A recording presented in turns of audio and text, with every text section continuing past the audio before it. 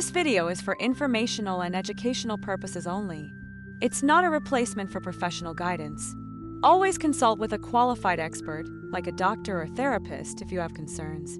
We believe in your journey of growth and encourage you to seek support when needed. Remember, every step forward, no matter how small, is a victory. You've got this. All right, welcome back everybody for another deep dive. This time, we're going to be tackling a topic that I think is universally relevant. Yeah. It's something that I know I've personally grappled with, and I'm sure many of you listening out there have as well. Absolutely. So we're going to be taking a deep dive into the world of substances. When I say substances, I mean, we're talking about everything. From those everyday things like alcohol and tobacco to prescription medications, all the way to the illicit drug market. And we'll be using this fascinating chapter that really kind of maps out this landscape of substance, not just from the perspective of what are they, but more importantly, how do they impact our well-being? Right. It's about understanding The impact. It is. Yeah. So wherever you're at in your journey, whether you're just starting to explore these topics or you have some personal experience, we're all diving in together. Absolutely. And I think a good place to start is with those substances we encounter almost daily.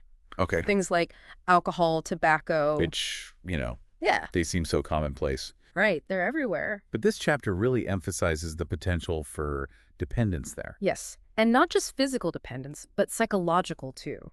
Now, when we talk about dependence, what does that actually mean? Like, Yeah. how does it sneak up on people? That's the thing. It's often so subtle. You see these ads, people laughing with friends over a few beers or someone smoking at a party. It all seems very normal, but dependence is a whole other ballgame. Right. It goes beyond just having a good time. Exactly. It's about craving the substance, needing it to function. Did you know that almost 1 in 10 adults in the U.S. meet the criteria for alcohol use disorder? Wow. That's a huge number. It is. It's really pervasive. And then you have prescription medications. Yeah. Which are obviously intended for good. Absolutely. They serve a vital purpose. But the chapter talks about this fine line Yes. between use and misuse. A very fine line. So when does that line get blurred?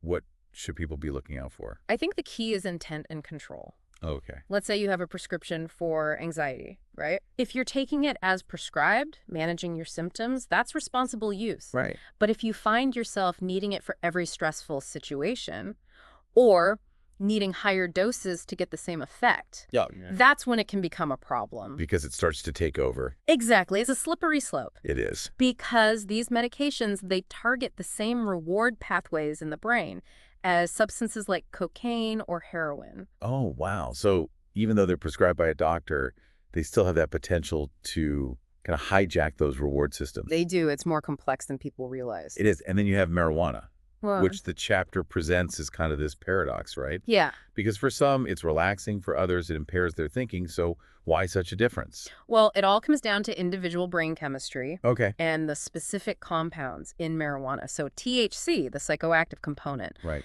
it binds to cannabinoid receptors in the hippocampus. Which is, if I remember correctly, the part of the brain that deals with memory. Exactly. Memory formation. So that's why some people experience memory impairment. Oh, I see. I see. But there are other compounds, like CBD, which have different effects and are actually being studied for potential therapeutic benefits. Interesting. So even within marijuana itself, there's this complexity. Absolutely. So for someone who might be using it recreationally, are there certain risks they should keep in mind? Well, even occasional use can impact memory and coordination, especially in younger users whose brains are still developing. Right. And there's also the risk of dependence, although the potential is considered lower compared to some other substances. Okay. The key is being informed and honest with yourself about your usage patterns and understanding that there's more to marijuana than just getting high. Right. It's not as simple as it might seem on the surface. Not at all. Now, the chapter goes on to talk about illicit drugs. And it uses some pretty strong language. It does. Words like darkness and uncertainty. Yeah. What's behind those words?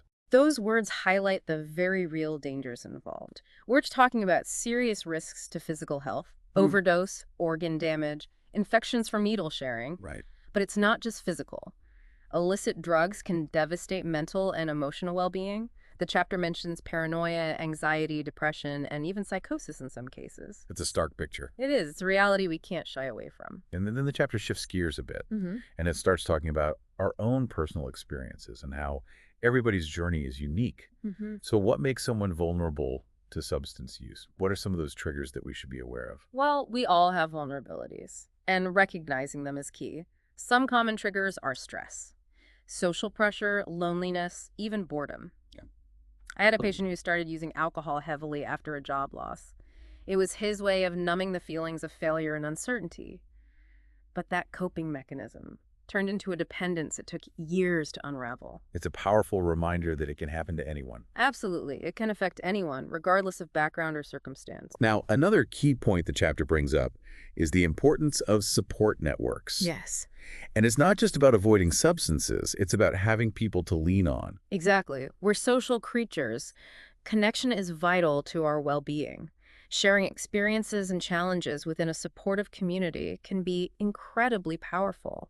It can provide a sense of belonging, validation, and practical strategies for navigating difficult situations. This is like having that safety net, that sense of community. Precisely. Whether it's a support group, trusted friends and family, or a therapist, having that network can be a lifeline. So it's not just about willpower, it's about having that system in place. It's a combination of factors. Now, what advice would you give to someone who wants to build a stronger support network but doesn't know where to start? First, acknowledge that you need support. Then reach out. There are many resources available, support groups, online forums, helplines. Don't be afraid to connect with people who understand. Remember, trust takes time. Start small and be patient with yourself. And alongside support, the chapter also encourages exploring healthy ways to cope with life's challenges. Absolutely. So what are some things people can try? Oh, there are so many options. Exercise, mindfulness, spending time in nature, creative pursuits. These can be incredibly effective for managing stress, regulating emotions, and fostering a sense of accomplishment. These activities tap into different reward pathways in the brain, offering a healthier alternative to substance use. I love that. It's about finding those healthy sources of reward. Exactly. The chapter ends with a powerful reminder. Knowledge is power. But how does that knowledge translate into making different choices in real-life situations? Imagine you're at a party, feeling anxious, and someone offers you a drink. Knowing that alcohol can actually worsen anxiety might make you pause and consider whether it's truly the best option for managing your feelings in that moment. Knowledge empowers you to make conscious decisions that align with your well-being. It's like having that toolbox of healthy alternatives and the understanding of how different substances can affect you, both positively and negatively. So we've covered a lot today. We have. We've gone from those everyday substances to those with more serious risks, talked about personal vulnerabilities, the power of support, finding healthier alternatives. It's been a deep dive. It have. A real deep dive. And remember, this is just the beginning. The first layer. There's always more to learn. And the next chapter delves even deeper into the factors that influence substance use. Exactly. But for now, I want to leave you all with a final thought.